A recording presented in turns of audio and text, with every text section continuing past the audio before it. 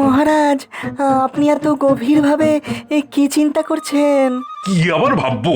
দেখতে পাচ্ছ না এখনো মন্ত্রী, সেনাপতি, গোপাল, রাজবৈদ্য আসেনি, তো চিন্তা তো হবেই। অত ভাবনা চিন্তা না করে রাজসভা শুরু করে দিন মহারাজ। না না না, সবাই আসুক, তারপরেই শুরু করব। সবাই না আসলে কোনো কাজের কথা বলাই যায় না, তাই অপেক্ষা করি। ওই এসেছে, পেট মোটা এসেছে। নিন মহারাজ, বরণ করে নিন। কি গোপাল, আজকে তোমার তো দেরি কেন? আর বলবেন না মহারাজ, আজকে গিন্নি মাছের টকটা যা বানিয়েছে কি বলো আমি। তাই আজকে একটু বেশি ভাত খেয়ে ফেললাম, আর খেতে খেতে দেরি হয়ে গেল মহারাজ। খাওয়ার জন্য দেরি হয়ে যায় যখন, তাহলে এত খাও কেন?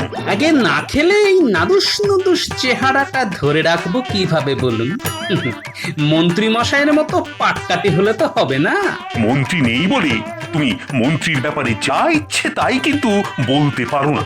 ওই ওই এতক্ষণে সেনাপতির আসার কথা মনে হলো। মহারাজ, মহারাজ সর্বনাশ হয়ে গেছে মহারাজ। সর্বনাশ? কি সর্বনাশ?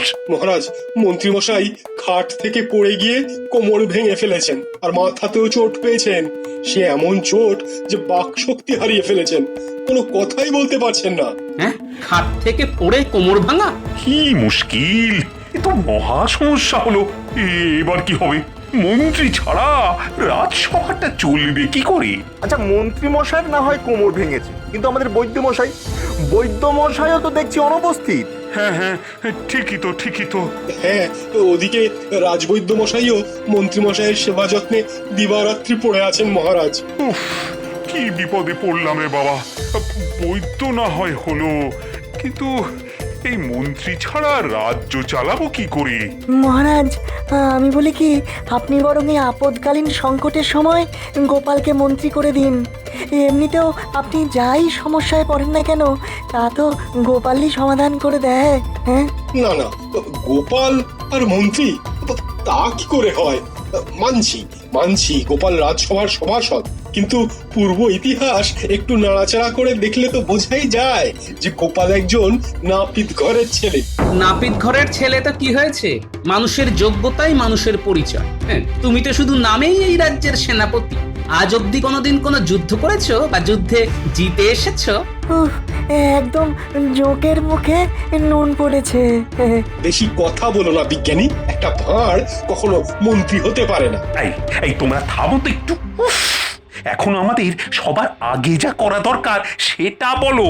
মহারাজ, আমার মনে হয় আমাদের এখন প্রথম কাজ হওয়া উচিত একবার মন্ত্রী মশাইকে সচক্ষে দেখে আসা, যে তিনি কেমন আছেন। এই তো এটা তুমি একদম ঠিক কথা বলেছো। চলো সবাই মিলে গিয়ে একবার মন্ত্রী মশাইয়ের সাথে দেখা করে আসি।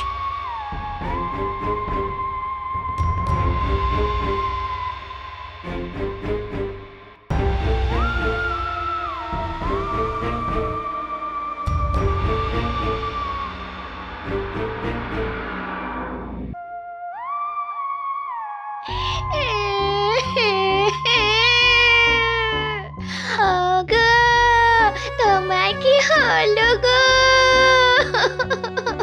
তুমি কথা বলছো না কেন গো? গো,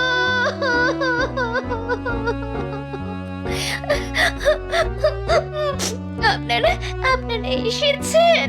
দেখুন কি হয়েছে, দেখুন আপনাদের মন্ত্রী মশাই কথা বলছে না।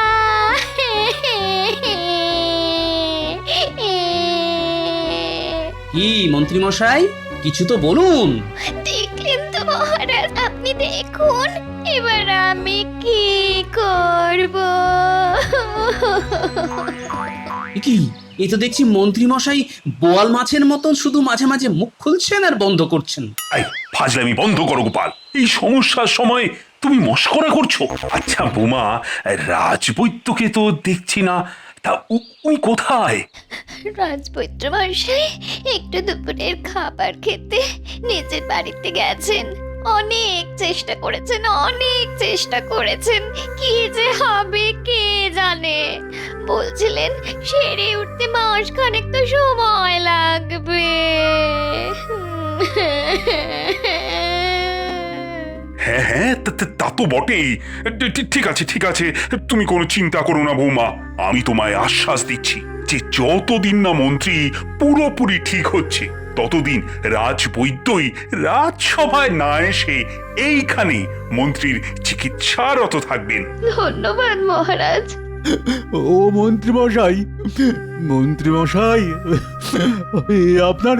আপনার কি হলো মন্ত্রীমশাই? এভাবে আপনারা কাঁদবেন না, তাতে উনি আরো ভেঙে পড়বেন। হ্যাঁ হ্যাঁ, ঠিক বলেছ বৌমা, আমাদের ভালো কথা ভাবতে হবে। এটা অবস্থা দেখছি, তাতে তো যদি সেরেও ওঠে তাতেও তো কয়েক মাস। কিন্তু এই এতগুলো দিন আমি কাকে মন্ত্রী করব? মহারাজ, মন্ত্রীমশাইয়ের যদি আপত্তি না থাকে তাহলে একবার জিজ্ঞেস করো না গোপালকে মন্ত্রী করবেন কিনা। হ্যাঁ, উনি উনি বোঝাতে চাইছেন না না, একদম না। এই দেখো তো মন্ত্রী বোধ হয় ইশারায় কিছু একটা বোঝাতে চাইছে। কি চাইছে কি মন্ত্রী? উনি একটা কাগজ আর কলম দোয়াতে আনতে বলছেন, আমি নিয়ে আসছি। এই তো, এই যে, হ্যাঁ, লিখুন লিখুন।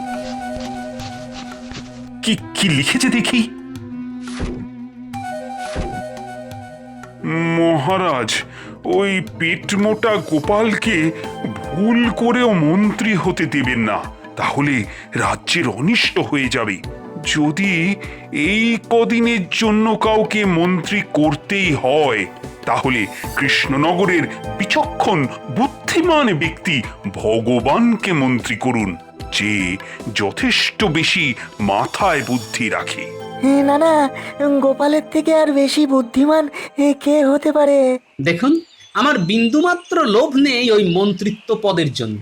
তবে মহারাজের কাছে আমার একটাই অনুরোধ, এমন লোককে আপনি মন্ত্রী হিসেবে আনুন যাতে তার দেওয়া মন্ত্রণা যেন যন্ত্রণা না হয়ে যায়। ঠিক আছে, মন্ত্রী যখন নিজেই বলেছে ভগবানকে এই আপৎকালীন মন্ত্রী করার জন্য, তখন তাকেই করা হবে। কি বলো সভাসদগণ? ঠিক আছে সেনাপতি, তোমার উপরই তাহলে দায়িত্ব থাকলো। তুমি ভগবানকে আজকে বিকেলে আমার সাথে দেখা করতে বলো, আমি ওকে সব বুঝিয়ে দেব। আচ্ছা মহারাজ। বৌমা, তুমি তাহলে মন্ত্রীর খেয়াল রাখো, আর সঙ্গে তো বৈদ্য রইলই। দেখো, মন্ত্রী নিশ্চয়ই তাড়াতাড়ি সেরে উঠবেন। তাহলে আমরা এখন আসি।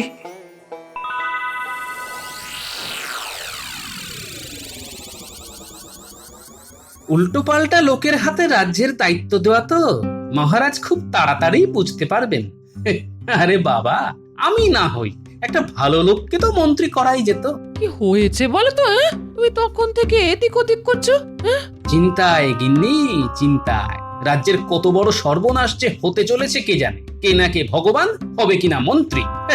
এতে তোমার তো রাগারাগির কি আছে? রাগ হওয়াটাই তো খুব স্বাভাবিক গিন্নি, কারণ বিপদে পড়লে মহারাজ ঠিক সেই আমার ধুতির কাছা ধরেই টানবে। ঠিক আছে, সে যখন যা হবে দেখা যাবে। এখন তুমি চুপচাপ খেতে বসো তো দেখি, আমি খাবার বাড়ছি। বসো।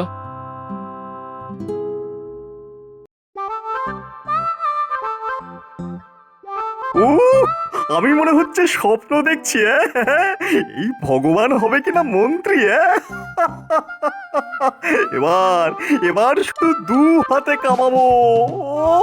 মন্ত্রী মশাই, আপনাকে শত কোটি প্রণাম। ও ভাবা যায় না।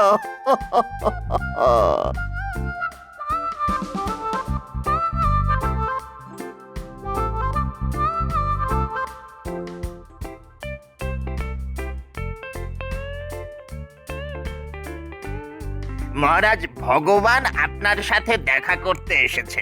ওহ, চলে এসেছে? তাহলে পাঠিয়ে দাও। আপনি আমাকে ডেকেছিলেন মহারাজ? হ্যাঁ ভগবান, শোনো, আমাদের রাজসভার মন্ত্রী এখন ভীষণ অসুস্থ, তাই তোমাকে ওর অবর্তমানে ওর পদ সামলাতে হবে। এ তো আমার পরম সৌভাগ্য মহারাজ। কাল তাহলে সকাল সকাল রাজসভায় চলে এসো। সেখানেই আমি তোমার নতুন মন্ত্রী হওয়ার কথা সকল সভাসদদের সামনে ঘোষণা করব। দেখো আবার যেন দেরি করো না। যথাজ্ঞা মহারাজ। তাহলে আমার প্রিয় সভাসদেরা, কি এবার তোমরা তোমাদের নতুন মন্ত্রীকে পেয়ে খুশি তো? খুশি মহারাজ, খুব খুশি। হ্যাঁ মহারাজ, বেশ খুশি। মহারাজ, আপনি আমাদের রাজ্যের প্রধান, আপনার সকল সিদ্ধান্তেই আমি খুশি। মহারাজ, আমার মনে হয় আপনার একটু ভেবে দেখা দরকার ছিল। আপৎকালীন মন্ত্রী হিসাবে গোপালই কিন্তু সামলে দিতে পারতো, কারণ আমরা দেখেছি গোপাল একাই 100। আর আমি 101। মহারাজ, আমি এই কাগজে একটা খসড়া তৈরি করে রেখেছি যে এই রাজ্যে গ্রামের মানুষের সমস্যা কি কি, কাদের বাড়িতে ইঁদারা দরকার, কোথায় সেচের জন্য পুকুর খুঁড়তে হবে, হ্যাঁ, কোন মাঝির নৌকা সারানোর টাকা নেই, এই সব। সাবাস সাবাস ভগবান, সাবাস। এই তো চাই, এই তো আমার মন্ত্রীর মতন কথা। তাই আমিও এখন সকল সভাসদদের সামনে এই ঘোষণা করছি যে আজ থেকে ভগবানই মন্ত্রীর পদে নিযুক্ত থাকবে, যতদিন না আমাদের মন্ত্রীমশাই পুরোপুরি সুস্থ হয়ে যায়। মহারাজ, এই মুহূর্তে আমার মাথায় আমি একটা কবিতা রচনা করেছি। রচনা করেছো যখন, তখন আর দেরি কেন, বলি ফেলো। সবাই বলো সমস্বরে, জয় ভগবানের জয়, পরাণ খুলে ডাকলে পরে ভয় করবে জয়। অসাধারণ অসাধারণ। তাই আজকে আমাদের মাঝে ভগবানকে নতুন মন্ত্রী হিসাবে পাওয়ার আনন্দে সবার জন্য আমি একটু পেট পুজোর বন্দোবস্ত করেছি। সাধু সাধু। আজ তাহলে সভা এখানেই শেষ, তোমরা সবাই খেয়ে দিয়ে বাড়ি যাও, কালকে আবার সভা হবে। যথাজ্ঞা মহারাজ। তাহলে আজকে রাজসভা শুরু করা হোক। প্রথমেই বলে রাখি, মন্ত্রী ভগবান, তুমি গতকাল আমাকে যে একটা খসড়া করে দিয়েছিলে, সেই অনুযায়ী আমি লোকজনকে কাজে পাঠিয়ে দিয়েছি রাজ্যে কার কি সমস্যা সেটা দেখার জন্য। ধন্যবাদ ধন্যবাদ মহারাজ। মহারাজের জয় হোক। বলো সেপাই, কি বলতে চাও? মহারাজ, আপনার সাথে দুজন বণিক দেখা করতে চান, তাদেরকে কি পাঠিয়ে দেব? হ্যাঁ হ্যাঁ, পাঠিয়ে দাও পাঠিয়ে দাও।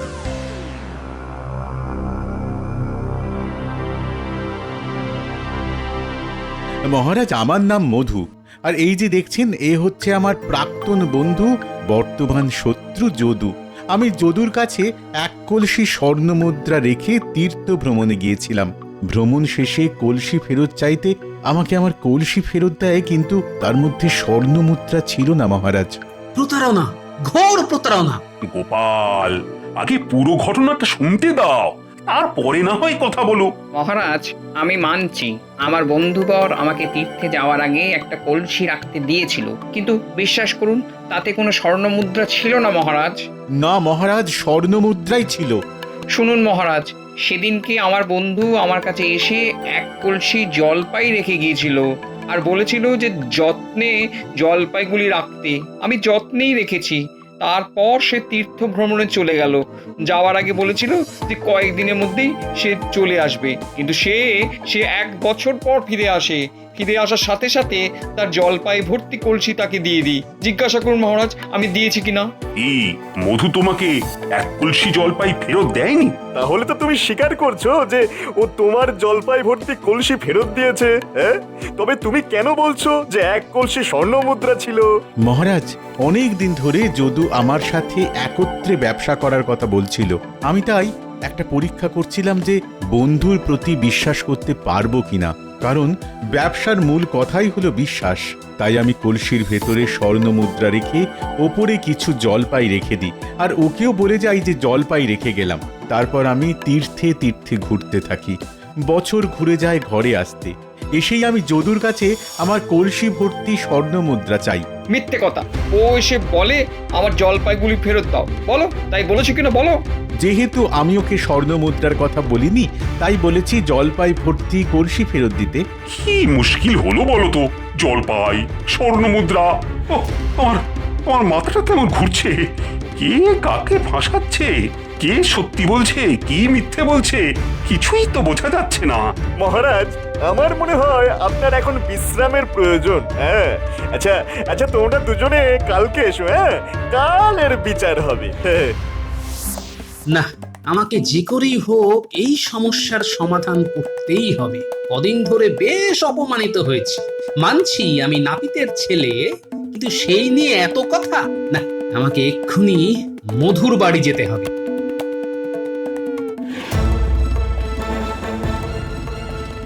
এ কি গোপাল দাদা, তুমি আমার বাড়িতে? একটা দরকারে এলাম, আর আমি যে এসেছি এটা 5 কান করো না। না না, কি যে বলো। আচ্ছা, তুমি এবার আমাকে যদুর দেওয়া জলপাই ভর্তি কলসিটা একবার দেখাও তো। এই এই দেখো গোপাল দাদা। বাহ, সবুজ সতেজ জলপাই ভর্তি কলসি। ঠিক আছে ঠিক আছে মধু, সত্যের জয় হবে। শুধু জলপাই সহ কলসিটা কাল নিয়ে এসে লুকিয়ে রেখো। আমি দেখতে চাইলে তবেই দেখাবে। আচ্ছা গোপাল দাদা। এবার আমাকে একবার যদুর বাড়িতে যেতে হবে, তাহলেই পুরো ব্যাপারটা একেবারে মগজাগত হয়ে যাবে।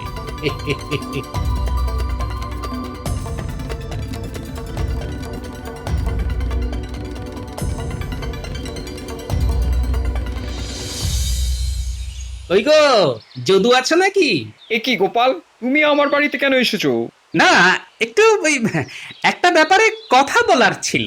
নিশ্চয়ই ওই কলসি নিয়ে কথা বলতে এসেছে। গোপাল যা ধুরন্ধর, একটু আঁচ পেলেই সব বুঝতে পেরে যাবে। না না না না না, আমি কোনো ব্যাপারে তোমার সাথে কথা বলতে চাই না। যা বলার শুধু মহারাজ আর মন্ত্রীমশাইকে বলবো। ঠিক আছে, যা তোমার ইচ্ছে, তোমারই ভালোর জন্য এসেছিলাম। না না, যে উপকার করতে হবে না, তুমি আসতে পারো। বাহ বাহ বাহ, কেমন তেলে বেগুনে জ্বলে উঠল।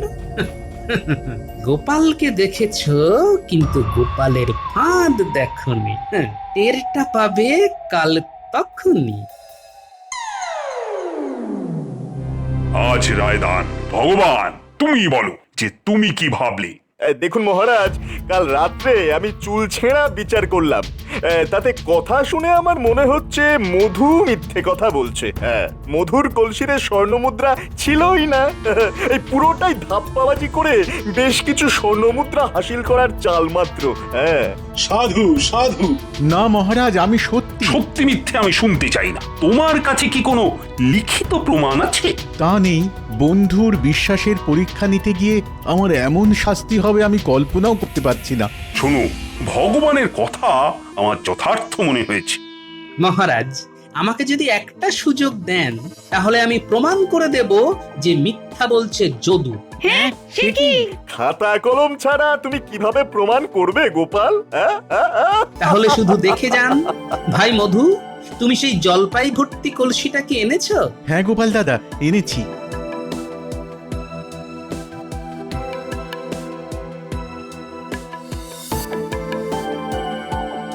এই কলসিটাই তো যদু ভাই?